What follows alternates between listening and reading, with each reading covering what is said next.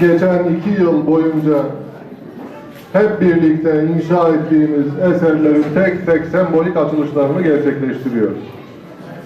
Seçim nedeniyle ara verdiğimiz açılışlara bugün ilimizin güzel ilçesinin güzel bir mahallesinden tekrar kordeleyi kesmek suretiyle inşaatını çok kısa süre içerisinde tamamladığımız, Mart ayında başlayıp sene sonunda neredeyse eğitim öğretime hazır hale getirdiğimiz Çekçek İlkokulumuz ve Ortaokulumuzun binasının açılışını gerçekleştiriyoruz. Allah hayırlı uğurlu etsin. Allah mübarek etsin.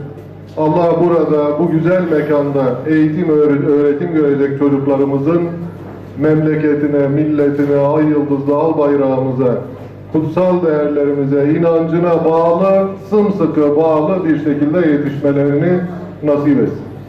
O şunu da ifade etmek lazım ki bugün itibariyle son 15 yılda yapılanların üstüne son 2 yılda inşa edilenlerle birlikte Allah'a şükür birçok ilçemizde bugün sınıf mevcutları 25, 26, 27'ler seviyesine düşmüş durumda.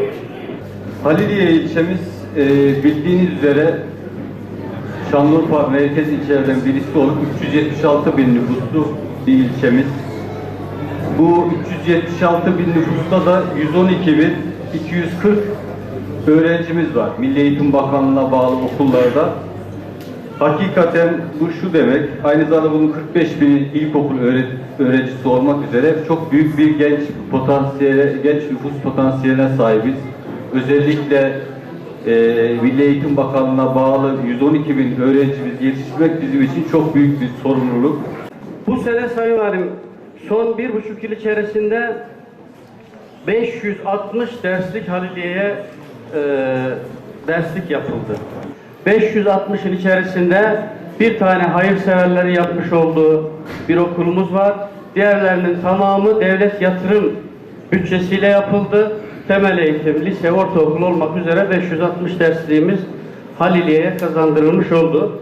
Devlet ve millet el ele çok şükür elhamdülillah bugüne kadar beraber yürüdük, beraber geldik ve beraber devam ediyoruz.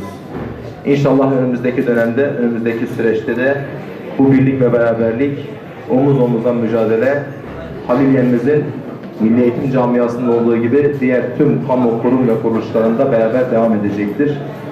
Bizler inşallah elimizden geldiği kadar sizlerin yanınızda olacağız. Biz birlik içinde şehrimizde eğitim konusunda, eksikler konusunda İl Milli Eğitim Müdürümüz, Sayın Valimiz zaten 1,5-2 yıldır çok yüksek miktarda okul açtık. Biz bunun farkındayız.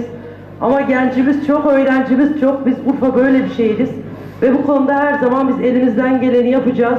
Ve biraz da istihdama yönelik çalışmalar konusunda Sayın Valimle birlikte yatırımcıları, gençleri iş konusunda destekleyeceğiz. Bu okuluşun açılışında gayret göstermiş bütün kardeşlerimize de dünyada ve ahirette onların ailelerine de iyilikler nasip eyle ya Rabbi.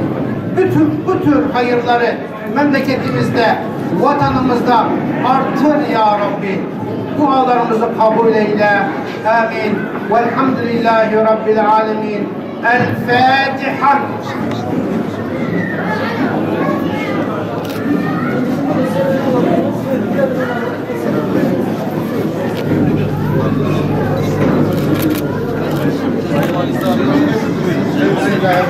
Hayırlı uğurlu olsun.